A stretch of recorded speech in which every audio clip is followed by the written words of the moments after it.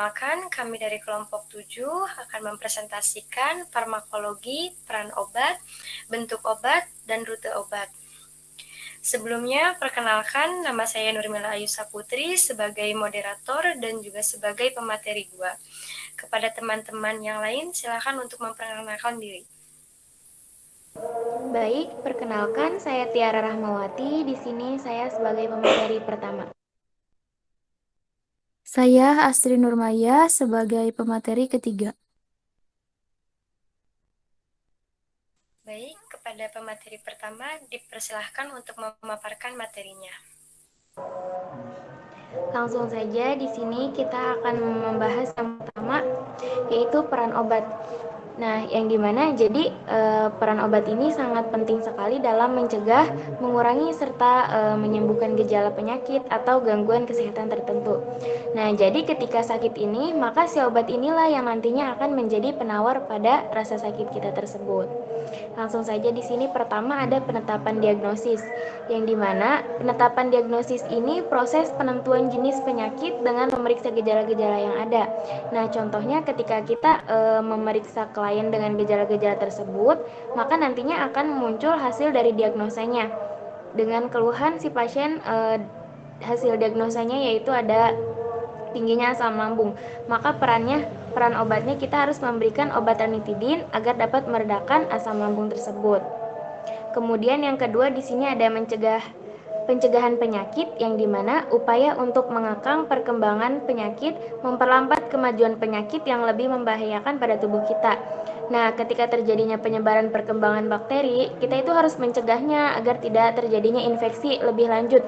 Contohnya dengan memberikan obat dengan kandungan antibiotik sehingga mengurangi terjadinya infeksi. Langsung saja yang ketiga yaitu mengobati penyakit. Nah, jadi peran obat yang paling umum nih, yang paling sering kali kita ketahui yaitu untuk mengobati suatu penyakit, yang dimana misal ada penderita batuk berdahak, maka obat yang harus diberikan pada si pasien ini adalah obat batuk ekspektoran, yang dimana untuk mengeluarkan mucus atau dahaknya itu. Kemudian di sini yang keempat ada memulihkan rehabilitasi kesehatan. Jadi memulihkan rehabilitasi kesehatan ini adalah pemulihan dari suatu kondisi atau cedera. Nah, yang dimana peran obat dalam rehabilitasi kesehatan ini misalnya seperti dalam rehabilitasi narkoba, yaitu penanganan melalui obat-obatan, kemudian akan dilakukan melalui pengawasan dokter. Jadi tergantung dari jenis narkoba yang digunakannya ya. Nah, si pengguna narkoba jenis heroin atau morfin, maka dia akan diberikan terapi obat seperti metadon dan buprenorfin. Itu juga harus dengan pengawasan dokter. Nah, obat ini tuh akan membantu mengurangi keinginan memakai narkoba, yang diharapkan dapat mencegah penyakit hepatitis C, dan HIV hingga kematian. Selanjutnya yang kelima, yaitu ada mengubah fungsi normal tubuh untuk tujuan tertentu. Jadi, obat itu dapat mempengaruhi fungsi fisiologis tubuh kita. Contohnya, yaitu obat diabetes akarbos, yang dimana bekerja dengan cara memperlambat pemecahan gula dalam karbohidrat yang dinamakan menjadi glukosa. Nah, sehingga level gula darah ini tidak naik dengan cepat sehabis makan. Untuk itu yang keenam ada peningkatan kesehatan. Jadi agar kondisi klien ini dapat lebih baik dari sebelumnya. Nah, peran obat yang keenam ini ketika si pasiennya misalkan mengatakan nyeri, maka ketika diberikan obat untuk meredakan nyerinya akan dapat teratasi. Yang terakhir ada mengurangi rasa sakit. Nah, yang dimana obat ini juga tuh dapat mengurangi rasa sakitnya, yaitu seperti golongan analgetika. Contoh yang umum itu digunakan dalam perawatan gigi, misalnya yaitu asam mefanamat. Nah, langkah kerja asam mefanamat ini itu seperti OINS yang menghalangi si sintesa atau prostaglandin. Baik, lanjut.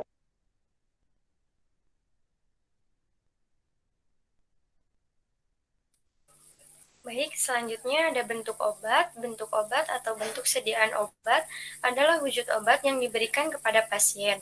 Obat dapat diberikan kepada pasien dalam bentuk pil, kapsul, suspensi, serbuk, salep, obat tetes, dan sebagainya. Bentuk sediaan obat yang diberikan akan berpengaruh terhadap kecepatan dan takaran jumlah obat yang diserap oleh tubuh. Selain itu, bentuk sediaan obat akan berpengaruh pada kegunaan terapi obat. Bentuk sediaan obat juga dapat dibagi menjadi 3 bentuk. Yang pertama itu ada bentuk padat, cair, dan gas. Kemudian selanjutnya yang pertama itu ada macam-macam bentuk obat padat. Yang pertama itu ada tablet. Nah, tablet merupakan sediaan obat berbentuk bundar atau pipih. Tablet paling sering dijumpai di Indonesia karena bentuk ini mudah dan praktis dalam pemakaian, penyimpanan, dan juga dalam produksinya. Tablet tidak sepenuhnya berisi obat. Biasanya, tablet juga dilengkapi dengan zat pelengkap atau zat tambahan yang berguna untuk menunjang agar obat tepat sasaran. Kemudian yang kedua itu ada kapsul. Nah, kapsul ini merupakan sediaan obat padat dikemas ke dalam sebuah cangkang berbentuk tabung keras maupun lunak yang dapat larut. Tabung kapsul ini juga biasanya terbuat dari gelatin, pati, dan lain-lain. Contohnya itu seperti kapsida, insidal, dan lain-lain. Kemudian selanjutnya ada kaplet. Nah, kaplet ini bentuk sediaan obat atau kapsul tablet merupakan sediaan berbentuk tablet yang dibungkus dengan lapisan gula dan pewarna menarik. Lapisan warna dan gula ini bertujuan untuk menjaga kelembaban dan menjaga agar tidak terkontaminasi dengan HCl di lambung. Kemudian selanjutnya itu ada pil. Nah, pil ini merupakan sediaan obat berbentuk bundar dengan ukuran yang kecil. Ada beberapa variasi dari pil, antara lain ada granulae, pilulae, dan boli. Kemudian selanjutnya itu ada serbuk. Nah, serbuk ini sediaan obat yang berbentuk remahan yang merupakan campuran kering obat dan zat kimia yang dihaluskan.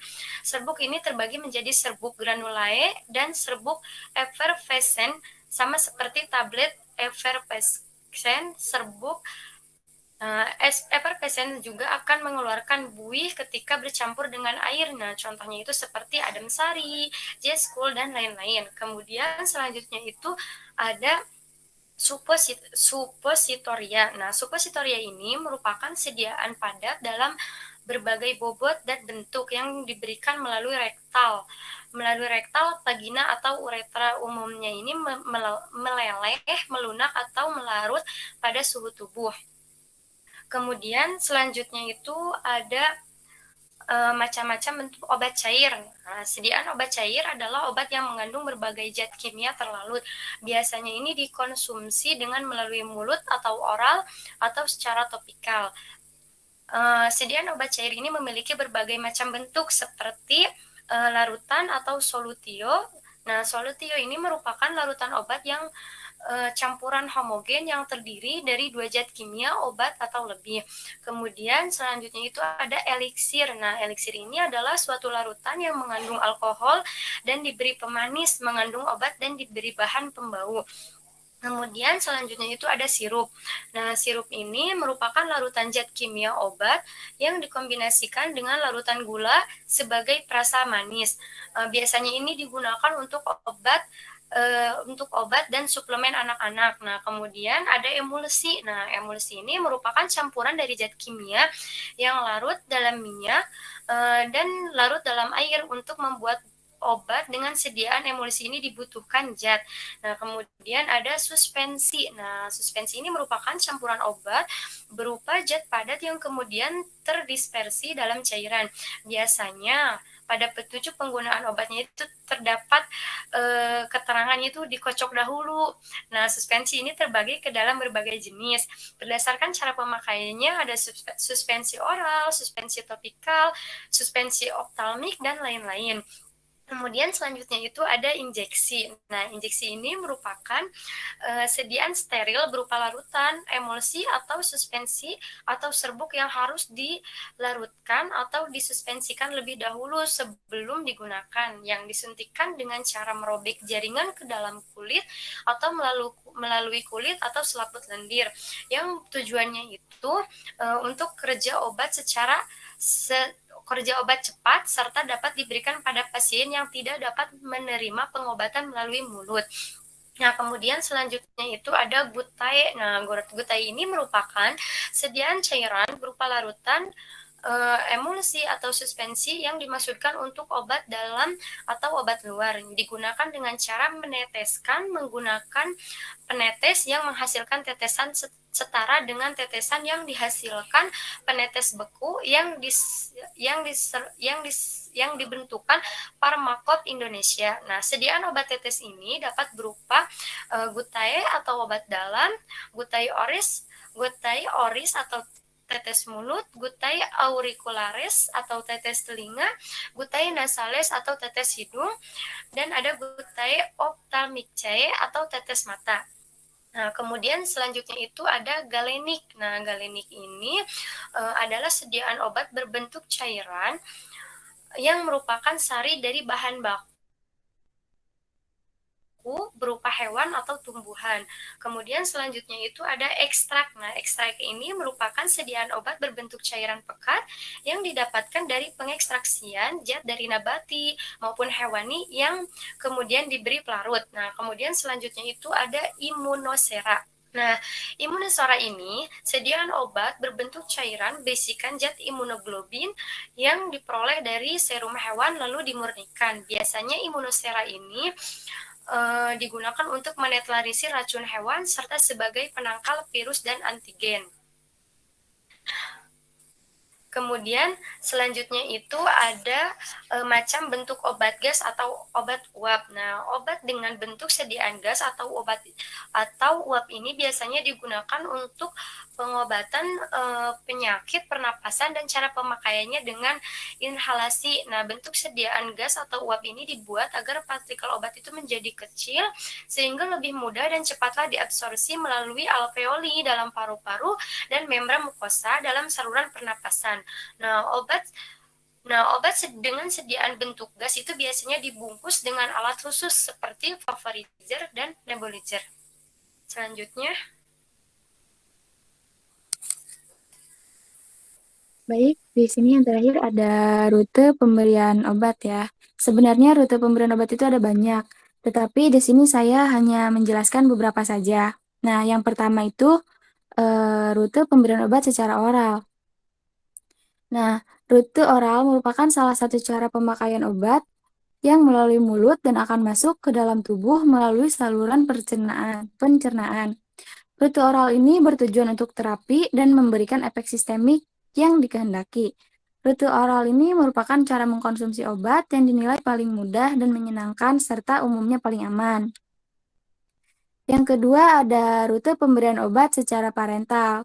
Nah, rute parental adalah memberikan obat dengan cara menginjeksi atau menyuntikkan ke dalam jaringan tubuh obat yang cara pemberiannya tanpa melalui mulut atau tanpa melalui usus atau tanpa melalui saluran pencernaan, tetapi langsung ke pembuluh darah. Misalnya sediaan injeksi atau suntikan, tujuannya adalah agar dapat langsung menuju ke sasaran. Rute parental ini biasanya digunakan untuk obat yang absorpsinya buruk melalui saluran cerna. Pemberian parental juga digunakan untuk pengobatan pasien yang tidak sadar dalam keadaan yang memerlukan kerja obat yang cepat. Yang ketiga, ada rute pemberian obat secara inhalasi. Nah, rute pemberian obat secara inhalasi ini diberikan dengan cara disemprotkannya ke dalam mulut dan kelebihan dari pemberian obat ini dengan cara inhalasi ini adalah absorpsi terjadi lebih cepat dan homogen. Kadar obat ini dapat terkontrol, terhindar dari efek lintas pertama, dan dapat diberikan langsung kepada bronkus. Untuk obat yang diberikan dengan cara inhalasi ini, obat yang dalam keadaan gas atau uap yang akan diabsorpsi akan sangat cepat bergerak melalui alveoli paru-paru serta membran mukosa pada saluran pernafasan. Selanjutnya, itu ada rute pemberian obat secara topikal ya, atau kulit. Nah, karena itu hampir sama, rute pemberian obat secara topikal ini dilakukan dengan mengoleskannya obat ke kulit atau jaringan mukosa, sebagaimana disebut dalam tinjauan ilmiah pada umumnya. Obat itu dioleskan kepada kulit yang sudah diresepkan untuk mengobati masalah kulit yang tampak seperti psoriasis, eksim, ruam, atau kulit kering. Nah, ada juga rute pemberian obat secara bukal.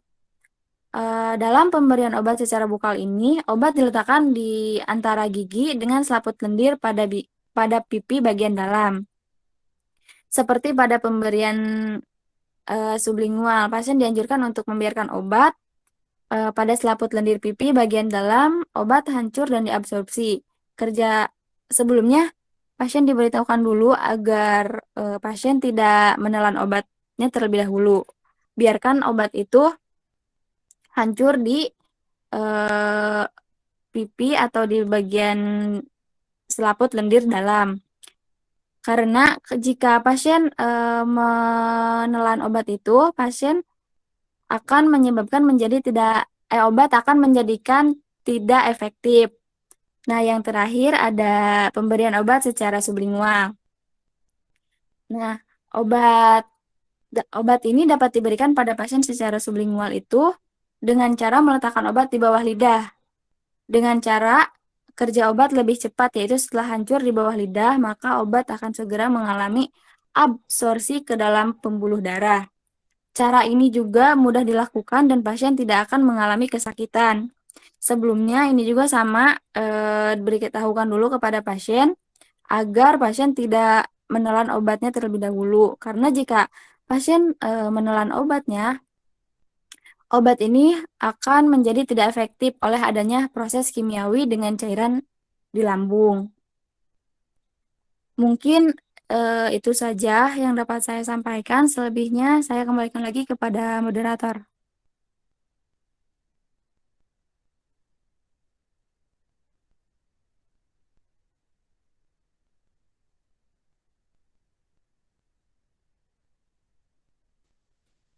Baik, terima kasih kepada teman-teman yang sudah memaparkan materinya. Mungkin cukup sekian dari presentasi dari kelompok kami. Kurang lebihnya mohon maaf. Wassalamualaikum warahmatullahi wabarakatuh.